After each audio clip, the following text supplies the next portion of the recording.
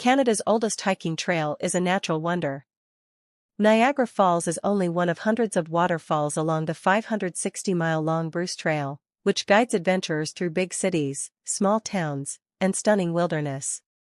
Formed more than 415 million years ago, before the extinction of the dinosaurs, the rocky cliffs of the Niagara Escarpment are a product of an ancient lake stretched from what is now Wisconsin to New York State.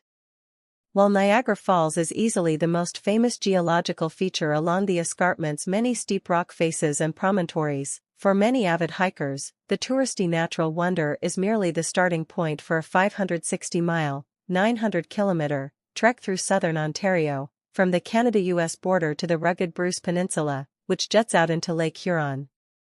Sneaking around the edges of some of the most densely populated regions of Canada before heading north into coniferous forests, Carolinian forests, meadows, and wetlands.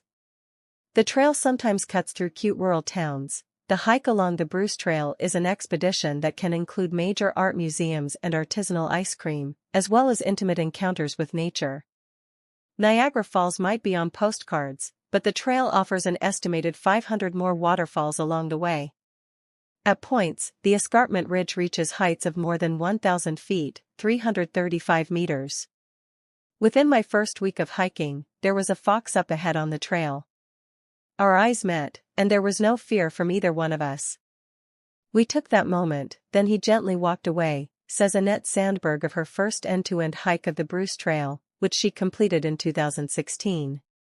She later became hike director for the Blue Mountain Bruce Trail Club, one of 9 volunteer-led clubs that provide resources, tours, and drop-off and pick-up services for hikers.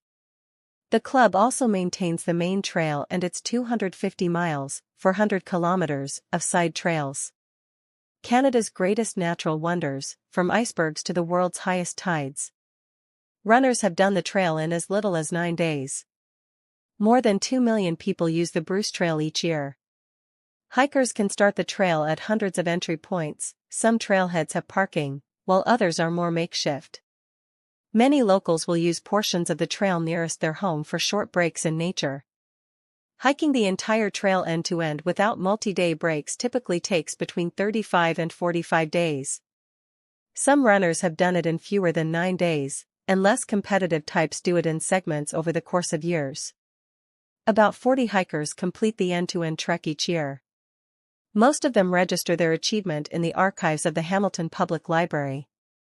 Sandberg, for example, took about 6 months for her solo end-to-end, hiking about 4 days per week. When you're not talking to somebody all day, a very special thing happens. The forest starts to tell you its story, says Sandberg.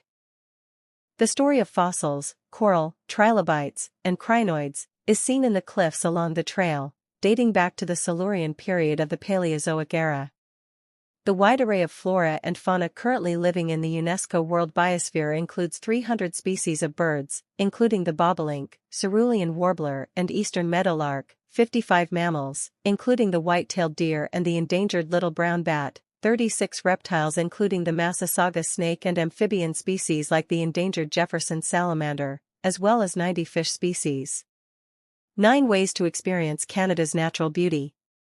The Bruce Trail story also includes the experiences of Indigenous people, whose traditional routes followed the escarpment for thousands of years before the Europeans arrived, as well as the Underground Railroad, when it was part of the network used by enslaved African Americans to escape to freedom in Canada during the 19th century.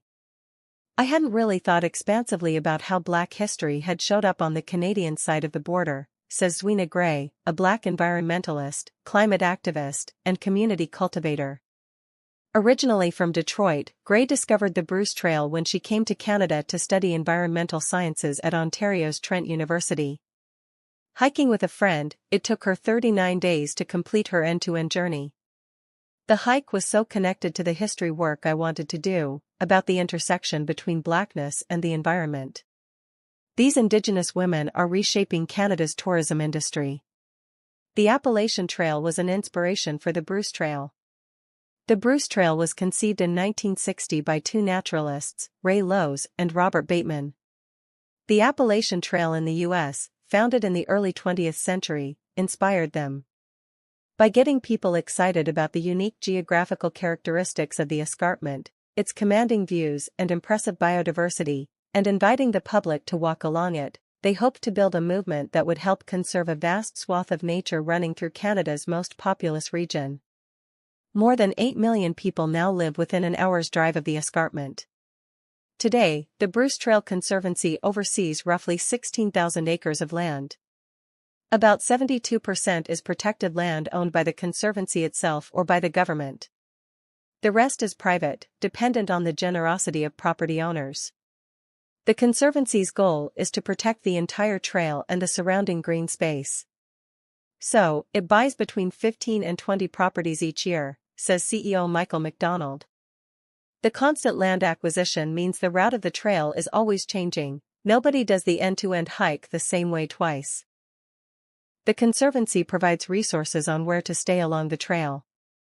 By 2030, the organization wants to have overnight rest areas along the entire trail, which means that hikers who are willing to camp will have to rely less on local clubs and their shuttle services to get to a place to sleep. For now, trail-adjacent accommodations can range from the 21 camping areas, most of them free and located near the trail, to hotels, hostels, and B&Bs. The selection ranges from slim to robust. The city of Hamilton, for example, is essentially cut in half by the Niagara Escarpment, just as a river might, so the trail follows a cliffside green strip right through the middle of the city of 600,000 people, chain hotels, the well-curated art gallery of Hamilton, pubs, and grocery stores aren't far from the route. The trail might stop, but the escarpment continues north.